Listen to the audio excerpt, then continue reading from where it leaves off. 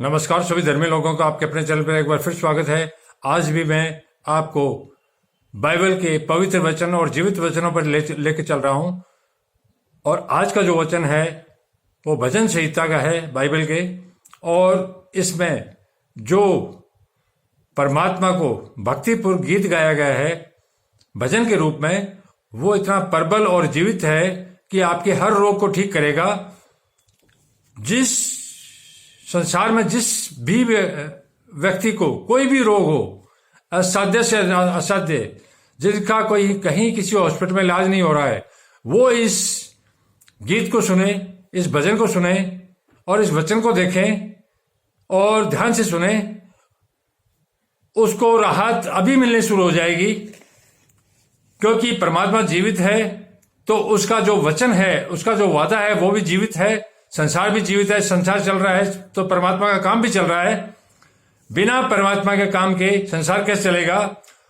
रोगी व्यक्ति की प्रार्थना, यह प्रार्थना इतनी प्रबल है कि जो भी संसार में रोगी हैं उनको ये तुरंत प्रभाव से ठीक करेगा। आप ये करेंगे तो पाएंगे। क्या ही धन्य है वह जो कंगाल की शुद्धि रखता है। क्या ही वह धन्य है वह जो कंगाल, जो गरीब है, उसकी शुद्धि रखता है। एकमात्र परमात्मा ही तो है। विपत्ति के दिन यहोवा उसको बचाएगा। अर्थात जो कंगाल हो गया है, विपत्ति के दिन यहोवा मतलब कोई धरती के धर्म से न ले, यहोवा परमात्मा का नाम है। और परमात्मा एक है, लेकिन उसके नाम बहुत से हैं और सारे पवित्र हैं। चाहे अल्लाह कह लो, चाहे रब्बुल आलमीन कह लो, चाहे रब कह लो, चाहे भगवान श्री राम कह लो, चाहे शिव कह लो, चाहे शक्ति कह लो, एक ही परमात्मा के नाम है। विपत्ति के दिन यहोवा अर्थात परमेश्वर उसको बचाएगा। यहोवा उसकी रक्षा करके, अर्थात परमात्मा उसकी रक्षा करके उसको जीवित रखेगा। जो मृत्यु शैया पर पड़े हैं अभी, वो ठीक होंगे आज ही किसी रोग से।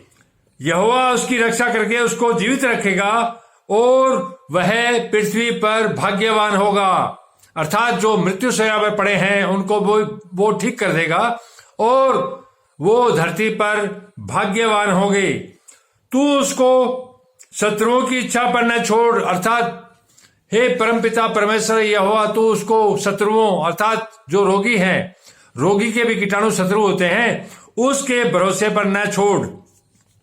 जब वह व्याधि के मारे शैया पर पड़ा हो, जब वह व्याधि के मारे अर्थात किसी बीमारी के मारे पलंग पर पड़ा हो, तब यहोवा अर्थात परमात्मा उसको संभालेगा।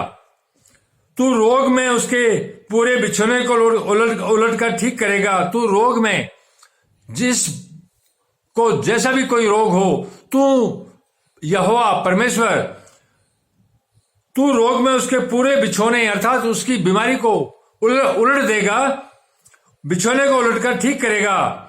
मैंने कहा, हे यहोवा परमेश्वर, मुझ पर अनुग्रह कर, मुझको चंगा कर, क्योंकि मैंने तेरे विरुद्ध पाप किया है।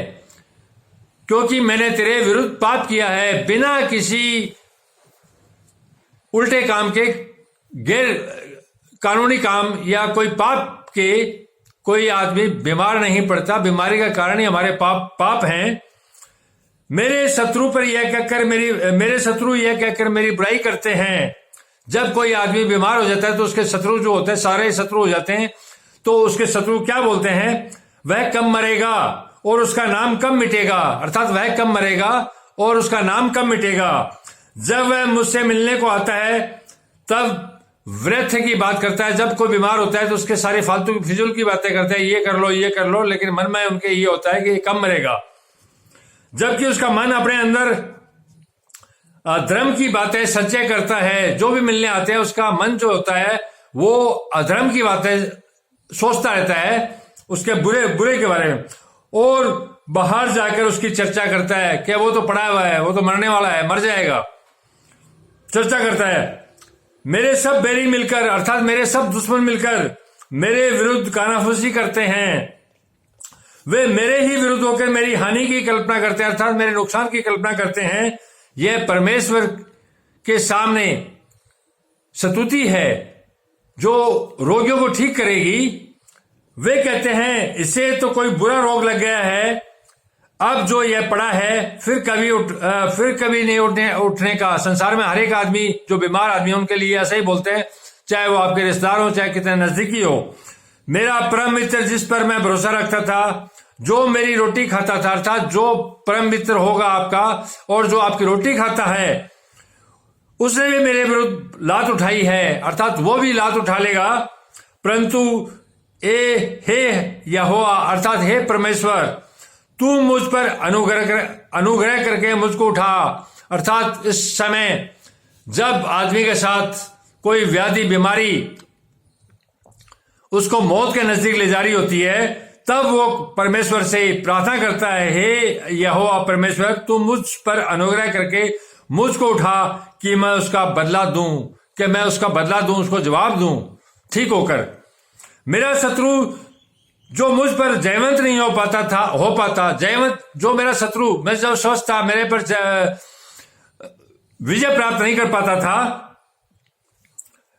इससे मैंने जान लिया कि तू मुझसे प्रसन्न है। इससे मैंने जान लिया कि परमेश्वर तू मुझ पर प्रसन्न है, कि तूने मेरे शत्रु को मेरे पर कभी प्रबल नहीं होने दिया। मुझे तो तू खराई में संभालता, यथार्थ ईमानदारी में संभालता और सर्वदा हमेशा के लिए अपने सम्मुख स्थिर करता है। अर्थात अपने सम्मुख, हे परमात्मा, तू अपने सम्मुख, अपने सामने मुझे स्थिर करता है ताकि मैं तेरे मार्ग और तेरे रास्ते, तेरे वचनों पर चलूं। इज़राइल का परमेश्वर यहोवा, अलग अलग हिस्सों में परमेश्वर के नाम बहुत से हैं। इज़राइल में यहोवा बोला जाता था, जिस प्रकार भारत में शिव बोला जाता है, राम बोला जाता है और अरब में अल्लाह बोला जाता है। तो अलग अलग प्रांतों में, अलग अलग देशों में नाम तो अलग अलग हो सकते हैं, लेकिन परमात्मा एक ही है। जो एक को दो में देखता है वो अंधा है, देखता ही नहीं, क्योंकि एक परमात्मा एक ही रहेगा, उसको कोई दो नहीं कर सकता। इसीलिए इज़राइल का परमेश्वर यहोवा आदि से अनंत काल तक धन्य है। अर्थात हे परमेश्वर यहोवा, तूने मेरी विपरीत से विपरीत परिस्थितियों में मदद की। इसीलिए आदि से, शुरू से और अनंत काल तक, जब तक संसार है, संसार के बाद भी